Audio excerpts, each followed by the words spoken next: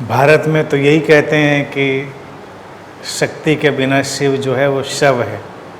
भारत में इसी को मानते हैं कि शक्ति का स्पर्श शिव के साथ नहीं है तो वो शव। अब शक्ति और शिव का जो कॉम्बिनेशन है, यिन और यान, मैस्कुलिन और फेमिनिन एनर्जीज का, वो क्रिएशन का पूरा एक प्रोसेस है। आदि योगी की जो बात तुम करते हो कि उनको कहते हैं शिव पैदा हुए, अब ये सब तो एक खास किस्म की ब्रांडिंग है, क्योंकि लोगों को एंटिटीज ज़्यादा पकड़ में आती हैं और वो फैसिनेट करती हैं उनको। अगर ज़्यादा इंट्रिकेट कर दिया जाए, शून्यता की बात कर दी जाए, तो वो पकड़ में नहीं आएंगे। हो सकता है कहने वाले उसको ये बोलते भी रहे लगातार कि वो शून्यता ही है, नथिंगनेस ही है, लेकिन फिर भी उसको हम एक व्यक्ति बना दें, उसकी जीवनी लिख डालें, तो वो थोड़ी नादानियाँ ही होंगी, उनका कोई बहुत आधार नहीं होगा। यहाँ पर ये केवल फोर्सेस की बात है। भारत में उन फोर्सेस को देखने का अपना ढंग है, उनका डिपिक्शन है। ये भारत का अपना एक जो गूढ़ आध्यात्मिक दर्शन रहा है, उसका ही सारा वर्णन है। अब 64 योगिनियों की बात जो कही, उसकी बात हमने पहले भी कही थी कि शक्ति के ही 64 फॉर्म टूटकर 64 योगिनियों में बदलते हैं और फिर उन्हीं के परम्यूटेशन कॉम्बिनेशन से पूरा ये यूनिवर्स रचा जाता है। यानी कि वो बिल्कुल फंडामेंटल फोर्सेस हैं।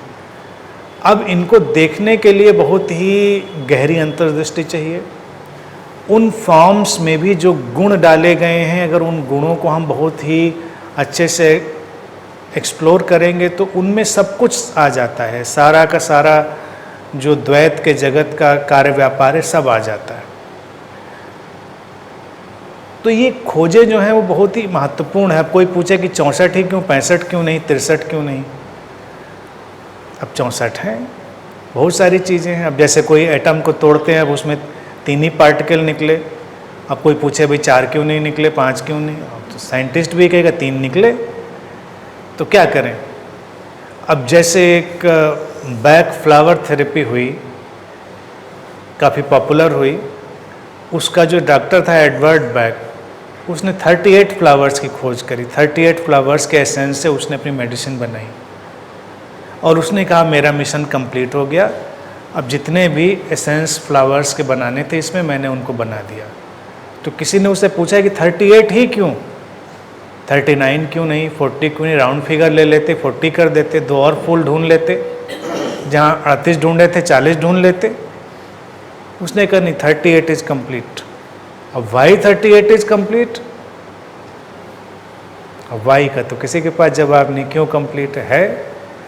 उसके हिसाब से वो सेट पूरा 38 का। अब वो जो भी उसमें मिस्ट्री हो, इसीलिए भारत में शिव भी एक मिस्ट्री है और शक्ति भी एक मिस्ट्री है। मिस्ट्री पर कोई सवाल खड़ा नहीं होता कि ऐसा क्यों है, वो कहेंगे बस ऐसा ही है, दिस इज इट। उसके आगे आप क्या सवाल पूछेंगे? बहुत जानने के लिए उसमें कुछ नहीं है। तो बहुत सारी चीज़ों को जब यहाँ पर देखा जागृत लोगों ने, तो वो उनको जैसी दिखाई दी, उनको वैसा का वैसा उन्होंने बता दिया। बताने की उनकी खूबसूरती ये है कि इतनी अच्छे ढंग से, इतने स्टोरी के ढंग से बताया, इतने अच्छे सिंबल्स में कि आज तक जिंदा है। मैं तो कहता हूँ उलझने के बजाय उसमें उन लोगों की ये तारीफ होनी चाहिए कि किस ढंग से उसको उन्होंने रिप्रेजेंट किया कि आज के जनमानस तक में वो जिंदा है। जबकि कोई अगर साइंटिफिक खोज भी हो तो उसके लिए कोई बड़ा साइंटिस्ट चाहिए। आइंस्टाइन भी मजाक में कहता था कि जो मैंने अपने सिद्धांत खोजे हैं उनको पूरी दुनिया में 12 लोग समझते हैं। तो एक बार आइंस्टाइन की पत्नी ने कहा कि ये भी इनकी गलतफहमी है कि 12 भी कहीं नहीं है, 2-3 भी समझते हो तो बड़ा मुश्किल है। और फिर कह रहे थे कभी कभी तो मुझे ये भी डाउट होता है, कुछ बातें तो इन्हीं की समझ में आती हैं, किसी की समझ में नहीं आती होंगी। पत्नियों को अक्सर ऐसा ही लगता है। आइंस्टाइन की पत्नी को भी ऐसा ही लगता था। अब विज्ञान अगर इतना जटिल बना देंगे तो बताइए फिर वो कहाँ बचेगा। आज भी अंधविश्वास जो फैलता है तमाम तरह का, तो इसीलिए तो फैलता है क्योंकि विज्ञान की जानकारी नहीं। जो आप सामान्य सिद्धांत भी चाहते हैं लोगों को पता हो, उनको इतना जटिल। अब ये एक सोच है उन लोगों की कि किसी चीज़ को इतना कठिन बना दो कि आम आदमी तो उसको कभी रिसीव ही नहीं कर पाए। अगर कोई मेडिकल टर्मिनोलॉजी भी हो तो मेडिकल टर्मिनोलॉजी को लैटिन से, ग्रीक से, कहीं से लाकर उसको इतना कठिन बनाओ कि आदमी सुन के कंफ्यूज हो जाए। अगर जुकाम को भी मेडिकल टर्मिनोलॉजी में बताएं तो कोई बहुत कठिन, आम आदमी समझ ही ना पाए भाई हुआ क्या है, तो वो आपस में दो चार जने बात कर पाएँ। अभी मैं देख रहा था तो और फनी है, स्टूपिड है, कहाँ से वो लाते हैं अक्षर और फिर उसका अपना पूरा बना लेते हैं। स्पाइन है जैसे, तो स्पाइन के आखिरी सिरे पे जो टेल बोन है उसको कॉक्सी कहते हैं। अगर उसमें दर्द हो तो कॉक्सीडाइनिया, कॉक्सीडाइनिया। अब कॉक्सी वर्ड कहाँ से आया? एक चिड़िया की चोंच होती है, उसको ग्रीक में कॉक्सी या कहीं पे कुक्कू या ऐसे कुछ कहते हैं। तो जो मुड़ी हुई चोंच है उन्होंने जो देखा वो स्पाइन उसकी चोंच की तरह लग रही, वो कॉक्सी हो गई।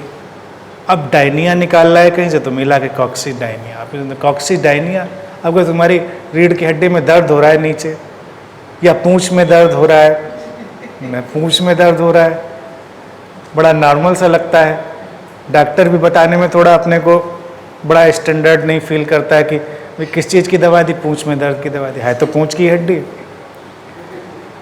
रिमेन्स कॉक्सीडाइनिया के लिए मेडिसिन दी तो बहुत बढ़िया लगा। तो ऐसी साइंस क्या बनानी कि आम जनता उससे दूर हो जाए। तो भारत की तो खूबसूरती मैं कहता हूँ कि एक से गूढ़ सत्यों को फिर वो इतने अच्छे ढंग से बता देते हैं कि गांव में चले जाइए, अनपढ़ लोगों के पास चले जाइए, उनके पास भी सब बातें, किस्से कहानी सब उनके पास भी हैं। और जब भी कोई जानने वाला हो उसमें से वो उस सार को निकाल सकता है, उससे वो कोई फार्मूला निकाल सकता है। क्योंकि भारत का उद्देश्य रहा कि जाना है जो वो दूसरों तक पहुँचे, जो ऐसा ज्ञान क्या जो दूसरों तक ना पहुँचे। अच्छा, कभी कभी कुछ फिलोसफर्स भी ऐसे हो जाएंगे, कुछ ज्ञानी भी, वो भी उसको इतना जटिल बनाने की कोशिश करेंगे कि उसके बाद भी वो दूसरों तक ना पहुँचे। वो टर्मिनोलॉजी लाना, वो कठिन कठिन शब्द डालना। अब देखिए अपने इवोल्यूशन के साथ जैसे जैसे हमारा अभी का इवोल्यूशन हो रहा है तो ये बात आ गई कि लैंग्वेज भी वही सबसे प्रभावशाली है जो लोगों तक पहुँचे, चाहे वो मिक्स हो जाए लेकिन पहुँचे लोगों तक। आप इतनी कठिन भाषा मत लिख दीजिए, ऐसी किताब लिख दी कि उसमें आपको हर पन्ने पे 20 बार डिक्शनरी उठाने की ज़रूरत पड़ रही है। अभी तो भाषाएं खतरे में पड़ गई हैं, खतरे में पड़ गई हैं कि जब से ये इमोजी आविष्कार हो गया सोशल मीडिया के चलते हुए, तो कहते हैं कि बहुत सारे लोग इमोजी के थ्रू ही अपनी बहुत सारी बातें कह लेते हैं। सेंटेंसेस बीच में इमोजी आ जाता है, इमोजी को क्या वर्ड दें, लेकिन है तो वो भी भाषा। तो एक बड़ी फास्ट ग्रोइंग और डेवलपिंग भाषा हो गई इमोजी। लेकिन भारत ने तो इमोजी का आविष्कार बहुत पहले कर लिया था। ये तो आजकल कर रहे हो जो कि बड़े सस्ते, हल्के और बड़े थर्ड रेटेड इमोजी लगते हैं। हमारे यहाँ देखिए Brahma, Vishnu, Mahesh, Hanuman, Durga, Ganesh, grand emojis, emoji हैं, कुछ बात कह रहे हैं वो। आप अगर उनको कहीं डिस्प्ले करते हैं तो उनमें पूरा दर्शन है, कोई फिलॉसफी है। समझने वाले समझ लेते थे, तो आज भी समझने वाले समझ लेते हैं। तो ये तो उनकी कुशलता है उन लोगों की जो इस तरह से ज्ञान को डिस्प्ले कर देते रहे कि अनपढ़ लोगों तक को सब चीज़ें समझ में आती हैं। उनको आप बेवकूफ़ नहीं बना सकते, फिर भी बनते हैं लोग। ये उनकी मूर्खता की प्रतिभा की पराकाष्ठा है। मैंने दो किस्म की प्रतिभाएं देखी, एक प्रतिभा जो खालिश प्रतिभा होती है और एक प्रतिभा मूर्खता की भी होती है। यानी कुछ लोगों को देख के आपको लगेगा कि मतलब अपनी स्टुपिडिटी में दे आर सो टैलेंटेड, ऐसी ऐसी चीज़ें निकाल के लाएंगे जिसकी आप कल्पना ही नहीं कर सकते। तो कुछ लोग तो बिल्कुल प्रतिभाशाली होते हैं, क्रिएटिव होते हैं, और कुछ लोग अपनी स्टुपिडिटी में भी बड़े क्रिएटिव होते हैं। उनको आपको नज़रअंदाज नहीं करना पड़ेगा, उनको भी सम्मान के साथ देखना चाहिए।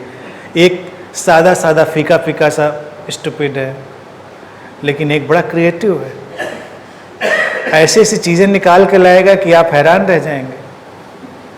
तो हैं चीज़ें, वो भी क्रिएटिविटी है अपनी। तो फिर भी कोई उलझना चाहे, अंधविश्वासों में पड़ना चाहे, तो ये संभव है भारत में, इसको भी वो जानते रहे। इसीलिए शिव का प्रतीक जैसे भी बात हुई तो वो उनको भी इतना अल्हड़ भोला भाला दिखाया कि सब संभव है, सब चलता है। वो ऑल इंक्लूसिव हो गए, सबको संभाल लिया है। अदरवाइज अगर जो भारत के पौराणिक मिथक हैं, अगर उनको ठीक ठीक समझा जाए तो किसी भी अंधविश्वास की, किसी भी चीज़ की गुंजाइश ही नहीं। इस्लाम से तुम अंधविश्वास की तमाम चीज़ें निकाल लोगे, कट्टरता की, क्रिश्चियनिटी से निकाल लोगे। हिंदुइज्म भारत का आविष्कार है, हिंदुइज्म जैसी कोई चीज़ यहाँ होती ही नहीं। यहाँ केवल भारतीय दर्शन है। ये तो बाद का आया हुआ शब्द है हिंदुइज्म, हिंदू धर्म। हिंदू धर्म है ही नहीं कहीं पे। अंधविश्वास की कोई गुंजाइश नहीं यहाँ पर, लेकिन फिर भी लोग हैं, क्योंकि न्यू एज गुरु और ओल्ड एज गुरु सब लोगों को उसी तरह से बनाने में लगे हुए हैं। सही बात बताना नहीं चाहते, सही बात बता दे तो उनकी दुकानें बंद हो जाएं। दुकान कोई बंद नहीं करना चाहता, चलता है, वो भी चलता है, उसमें भी कोई परेशानी नहीं। क्या परेशानी? ठीक है, 10-20 लोग अंधविश्वासी हैं, 10-20 लोग बेवकूफ़ी करते हैं, वो भी ठीक है, कोई बुराई नहीं, सब ठीक। आज के लिए